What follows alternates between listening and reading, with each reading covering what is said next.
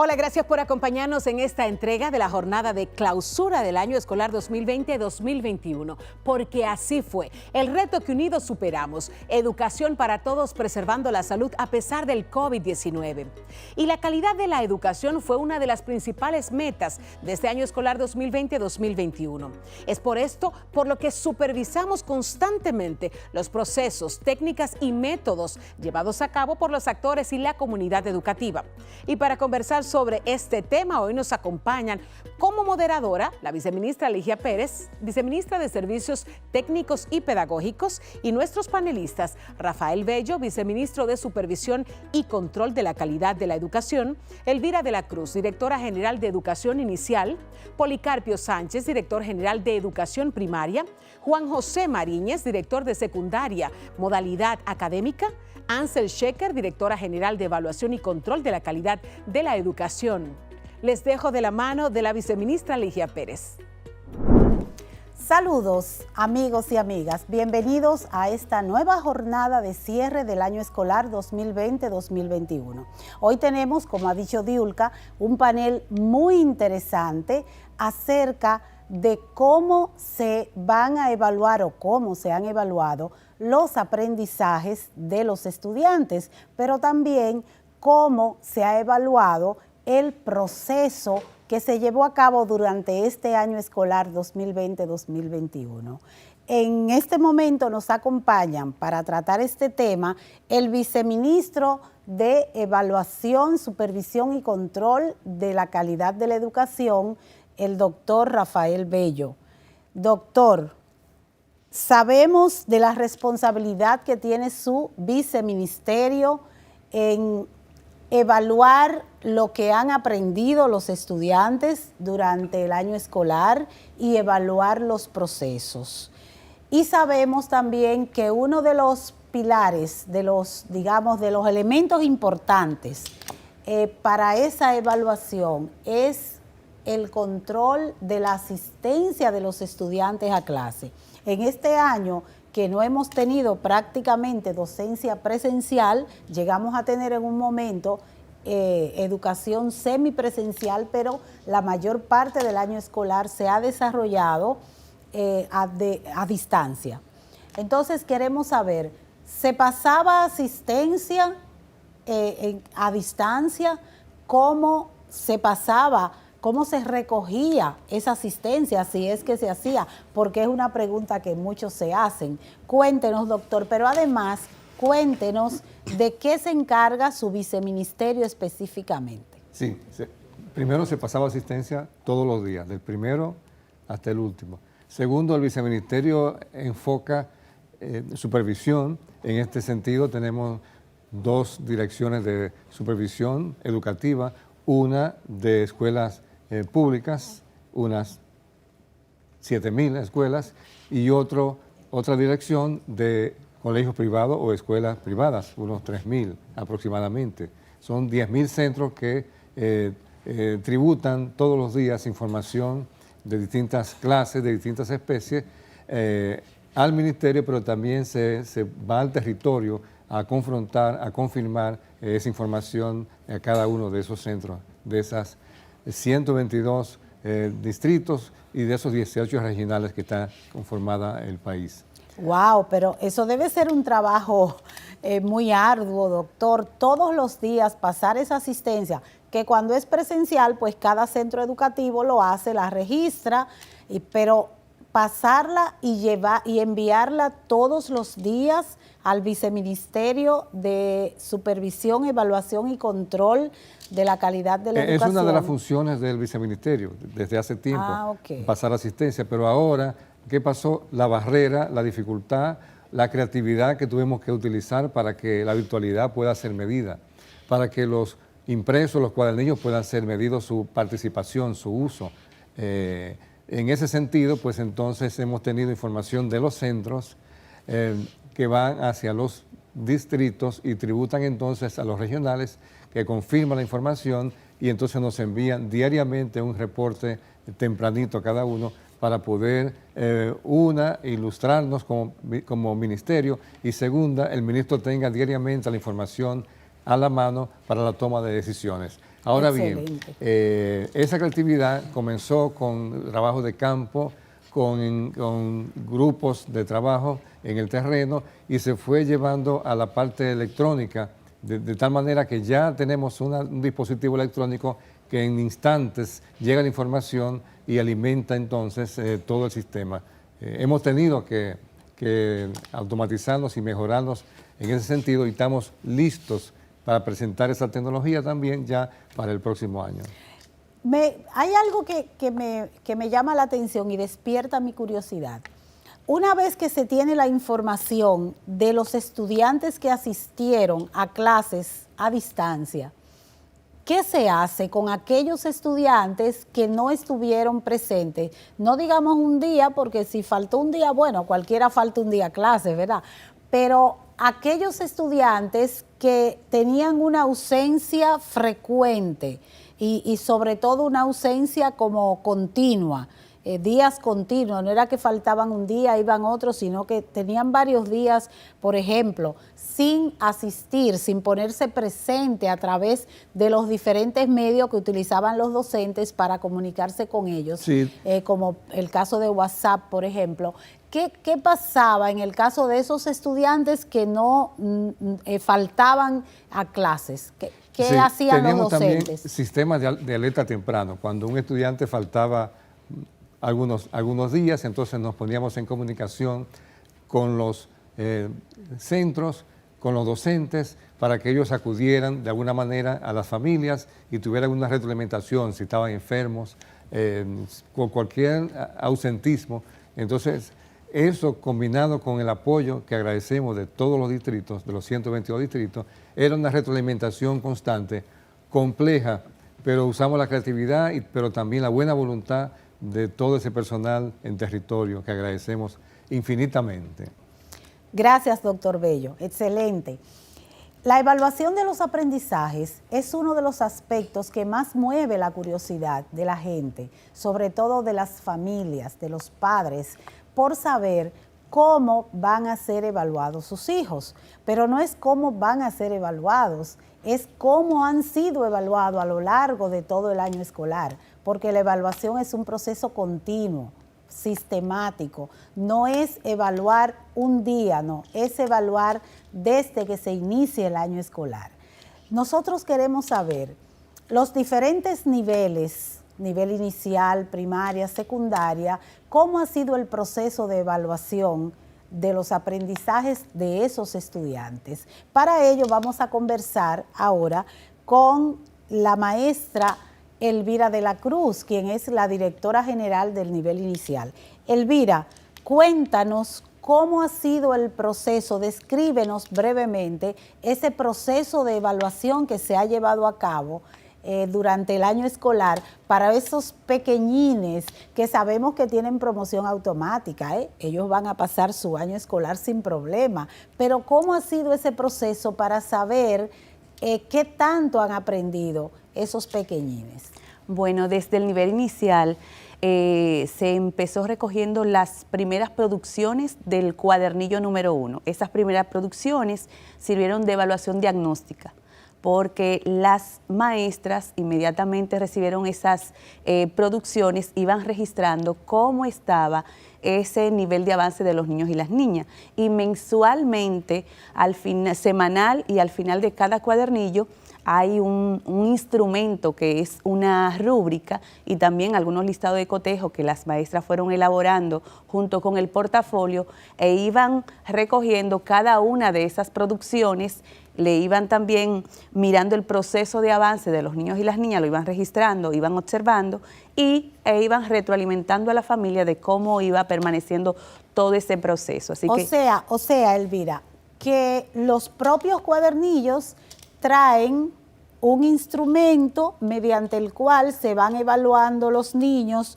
producciones que van haciendo semanalmente y una producción final al mes, ¿verdad? O las semanas que tenga el cuadernillo. Y cómo esas producciones los maestros la tenían porque los niños estaban en su casa y los maestros en la escuela, en el aula. ¿Cómo llegaban esas producciones para que los maestros pudieran corregirla? ¿Cómo llegaban hasta ellos? Bueno, algunas llegaron a través de los padres, se abría un espacio en las escuelas. Habían dos modalidades, Ajá. Una en aquellos lugares que tenían jornada escolar extendida, que se le daban los alimentos, también se utilizaba ese momento para que el padre tanto entregara las producciones como entregar el cuadernillo, pero también en otros momentos las maestras hacían una agenda y un calendario, un cronograma de entrega de esas producciones. Elvira, y desde tu experiencia en el nivel inicial, ¿qué te ha parecido el proceso respecto del aprendizaje de los niños? ¿Tú crees que los niños realmente aprendieron en este año escolar? Sí, definitivamente. A pesar de ser un año tan atípico y nosotros apoyarnos en el proceso de autoevaluación también con los padres y también las maestras haber recogido a través de ello las diferentes producciones, sí, los niños y las niñas han ido avanzando en ese desarrollo de las competencias. ¿Y los padres cómo respondieron a esa educación de sus hijos en este contexto?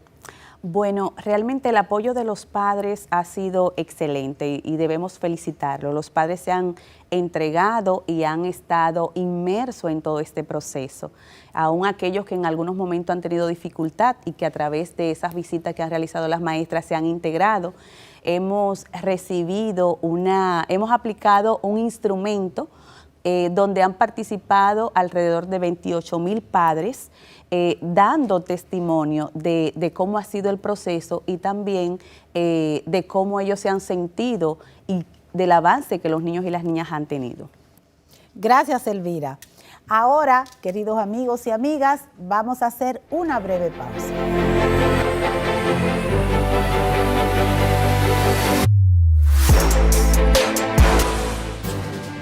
Subió el nivel de positividad del coronavirus, por lo que el gobierno se vio precisado a reforzar las restricciones.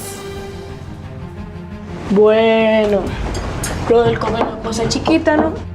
¿Cuándo tú crees que se acabe esto, mami? ¿Y cómo sé yo, mi hijo? Oh, cuando la gente se vacune. A propósito, papi, ¿tú te vacunaste? No, todavía.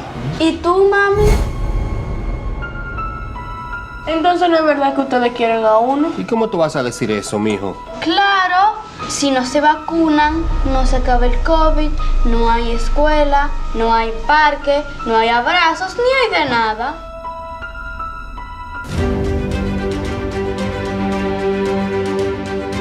Nos vacunamos por mi familia y por nosotros mismos. Vacunarse es un acto de amor.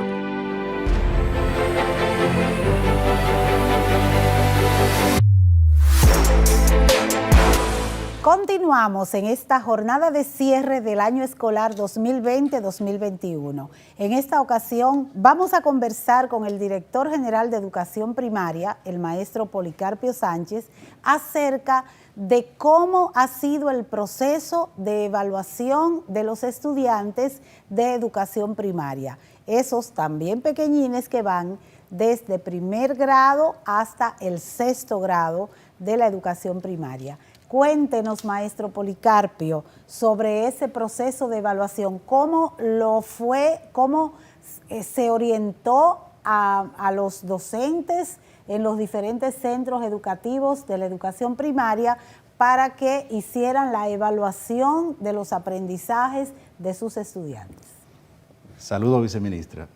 El Plan Educación para Todos, Preservando la Salud, incluía como uno de sus componentes el cuadernillo o plan mensual, como a veces le decimos. El cuadernillo está estructurado por semanas y el último día de la semana, el viernes en este caso, incluía actividades de retroalimentación o producción. Esas 4 o 5 semanas del mes, sistematizando las producciones, entonces generaban una especie de reporte que la familia o el estudiante debía entregar a la escuela o al docente, dependiendo del grado donde esté el estudiante. Es interesante cómo ese reporte llegaba. En la generalidad de los casos, ese reporte se entregaba a la escuela, como dije, o al profesor. Pero resultaba un poquito jocoso en algunos casos, por ejemplo, en pueblos, municipios, distritos municipales lejanos, donde se hacía una especie de comunicación entre el profesor y la familia o el estudiante, y utilizaban hasta el colmado para que les sea cómodo recibir y entregar pues esa producción escrita.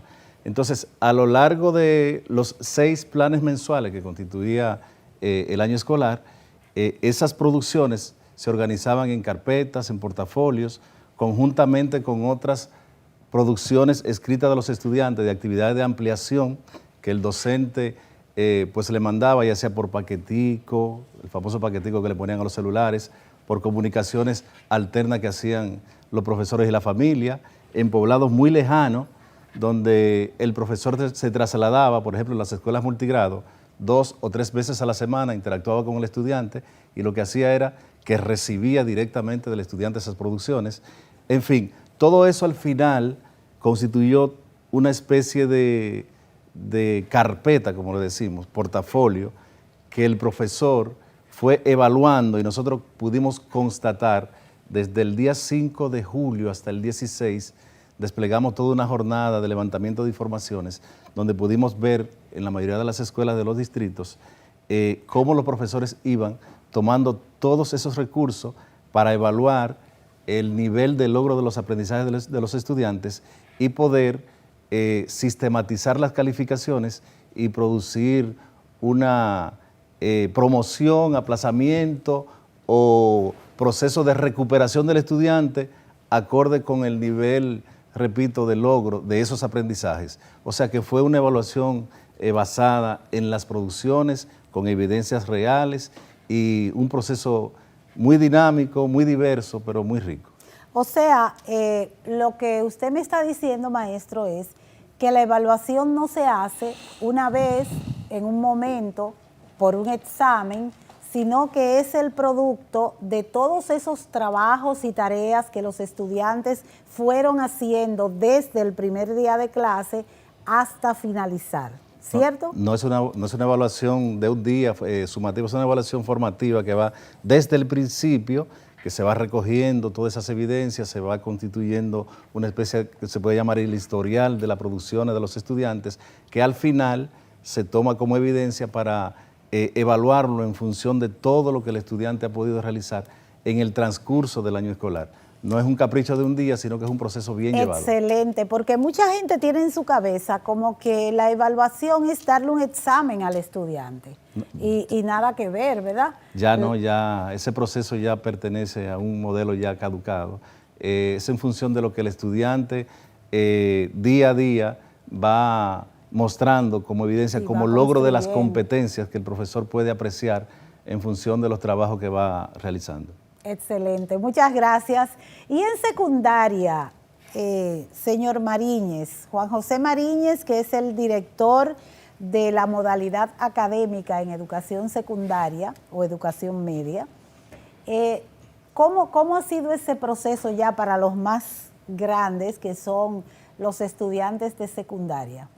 Saludos, doña Ligia. Bueno, en secundaria fue un proceso también muy rico, con algunos desafíos, pero muy importante, ya que aquí se vio el nivel de complejidad de asignaturas. Cada asignatura en el nivel secundario tiene grados de complejidades distintos. Entonces, también se utilizó la estrategia de cuadernillos, clases grabadas por televisión, y nosotros desde el nivel secundario, pues desde el primer momento estuvimos dándole una especie de acompañamiento, seguimiento a todo el proceso de evaluación, donde ellos se evaluaban en base a proyectos que los maestros, aparte de los cuadernillos, tenían sus estrategias de guiarle en estos procesos, asignándole una serie de actividades que al final terminaban en un proyecto. O sea, la evaluación era basada en una estrategia de proyecto. Y para mí, desde acá de la modalidad académica, tuvimos una serie de elementos que fueron sumamente importantes y ricos. Tuvimos que innovar mucho en el sentido de que para todo el mundo fue algo novedoso. Los estudiantes que en muchas zonas aledañas, muchas zonas lejanas, no tenían forma de conectarse. Tuvimos algunos gerentes, algunos docentes y directores de centro que tuvieron que tener estrategias de recibirlo a veces de 5 en 5, porque no se daba el caso como quizás en primaria. En secundaria se daba el caso de que estudiantes ya un poquito más grandecitos podían ir porque el nivel de complejidad de ciertas asignaturas era diferente y tenían que ver algunos elementos. Por ejemplo, el área de química, el área de física, el área de biología, el área de matemáticas, fueron totalmente distintos, pero con la estrategia de esos docentes que se entregaron en cuerpo y alma, de los padres que por primera vez en la historia, podemos decir, estuvieron con nosotros, y los mismos equipos de gestión tuvieron un papel de principalía en este proceso. Podemos decir que el ministerio hizo lo que nunca se había hecho en la historia. Muy bien, qué bueno, porque vuelvo y repito, para los de secundaria sí hubo examen. Bueno, no se puede decir que hubo examen, hubo distintos modos de evaluar. Exacto. Los docentes, de acuerdo a la dinámica de la asignatura, tenían su manera de hacerlo.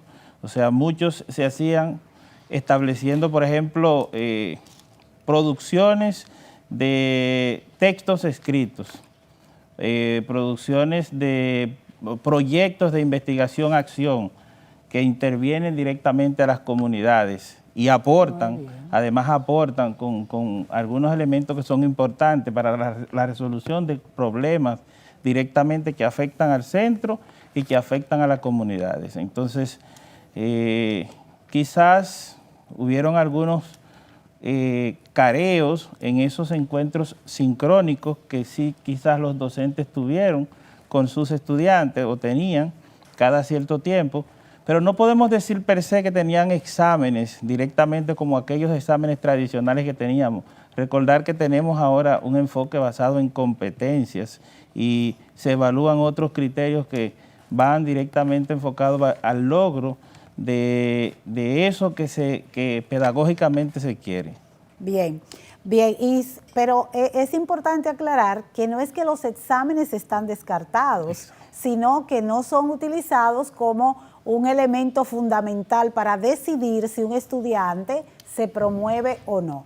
Ahora lo que hacemos es que todo el trabajo que el estudiante hizo durante el año tiene un peso mayor y los docentes pueden ponerle sus exámenes a los estudiantes. Eso no está prohibido, pero no es el elemento fundamental como era hasta hace un tiempo.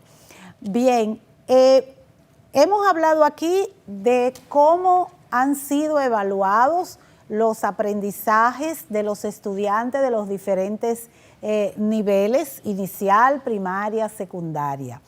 Pero también se han evaluado y se están evaluando algunos procesos para obtener información que nos pueda servir de base para planificar alguna nivelación, reforzamiento que tengamos que hacer de cara al próximo año escolar. Tenemos aquí con nosotros a la Directora General de Evaluación y Control de Calidad del Ministerio de Educación, la doctora Ansel Checker, quien nos va a hablar acerca de unos procesos que se están corriendo desde esa dirección general para tener información confiable, válida, acerca de cómo han seguido los procesos y cómo se han ido evaluando y dando seguimiento a los procesos. Ansel, cuéntanos un poco acerca de esto.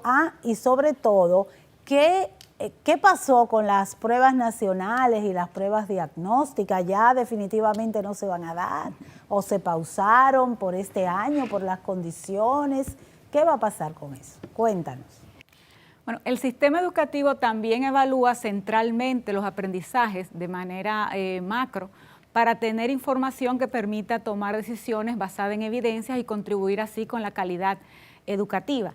En este año escolar 2020-2021 se cancelaron las pruebas nacionales por motivo del COVID-19 y también se tuvo que cancelar la aplicación de la evaluación diagnóstica de tercer grado de primaria, donde se iban a evaluar los aprendizajes de lectura y matemática en ese primer ciclo, también por la misma razón de la pandemia del COVID-19 y las condiciones en que los centros educativos estaban trabajando de manera remota con los estudiantes. A pesar de esto, pues decidimos hacer otras estrategias para recabar información que nos permitan tomar decisiones para este próximo año escolar. Una de esas estrategias ha sido la consulta nacional a docentes a nivel de todo el país en una muestra representativa, docentes desde segundo de primaria hasta quinto de secundaria. Se elaboraron cuestionarios por grado y por área para preguntarle a cada docente sobre los indicadores de logro priorizados, cuál había sido la proporción de estudiantes que entendía, basada en las evidencias, que lo había logrado. Esto nos permite saber cuáles indicadores de competencias lo han logrado la mayoría y cuáles necesitarán algún tipo de recuperación, de reforzamiento o nivelación para el próximo año escolar.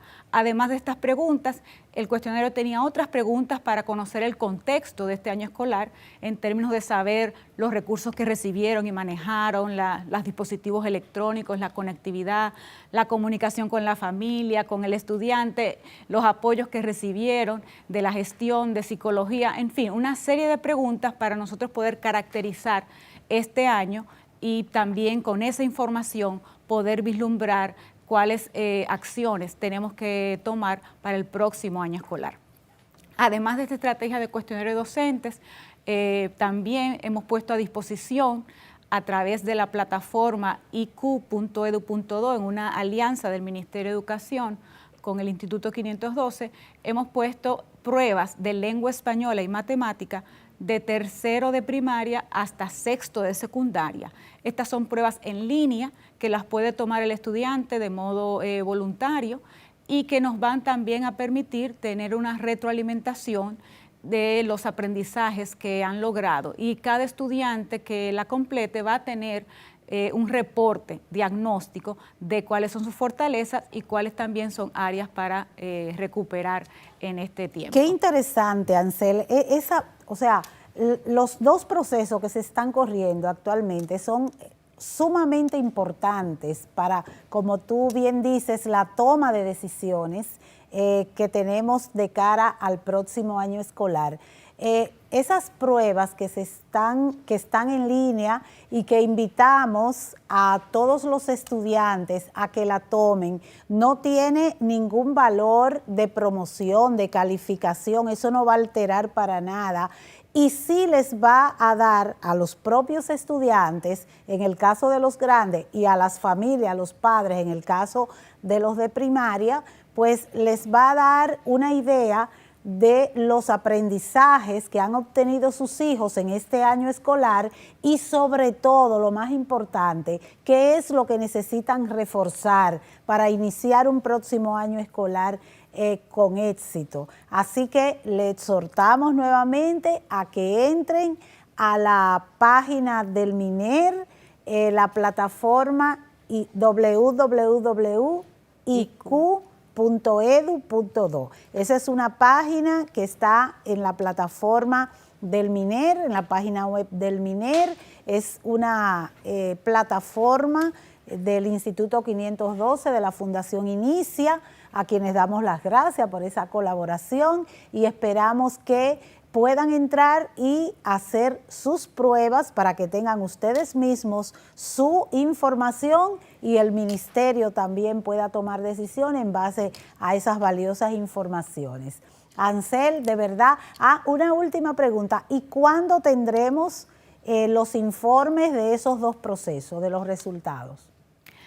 Estamos justamente en el proceso de análisis de la consulta nacional de los cuestionarios. Más de 17,000 docentes lo contestaron. Excelente. Y pensamos ahora en el mes de agosto tener esa información.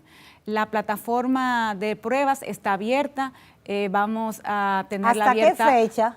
Pensamos por el momento hasta el 15 de agosto para luego poder hacer un análisis de estos resultados y veremos también si se usa esta misma herramienta ya tal vez para el inicio del año escolar como otra especie de autodiagnóstico. Gracias, Ansel. Excelentes informaciones. Y con esto cerramos el ciclo del proceso de aprendizaje, en el sentido de que primero en paneles anteriores vimos cómo inició este proceso, luego cómo se desarrolló a lo largo del año y finalmente cómo termina. De verdad que ha sido un año de muchos retos, pero de muchas satisfacciones, que hoy llegamos a su final. Gracias a los panelistas que nos acompañaron esta noche. Excelente, yo sé que esto va a ser de mucho provecho para todo el que nos está mirando en este momento. Gracias, lo logramos, sí se puede. Evaluar o determinar el valor de los procesos educativos llevados a cabo durante este año escolar 2020-2021 es necesario porque nos permite optimizar las estrategias, ajustar y mejorar por nuestros estudiantes y nuestra sociedad. Es un placer poder estar con ustedes para presentarles las experiencias y los resultados obtenidos este año escolar 2020-2021. Queremos agradecer a los invitados que nos acompañaron en el día de hoy y a ustedes compartan también sus experiencias a través de las redes sociales, porque así fue. El reto que unidos superamos. Educación para todos preservando la salud a pesar del COVID-19. Nos vemos en la próxima entrega.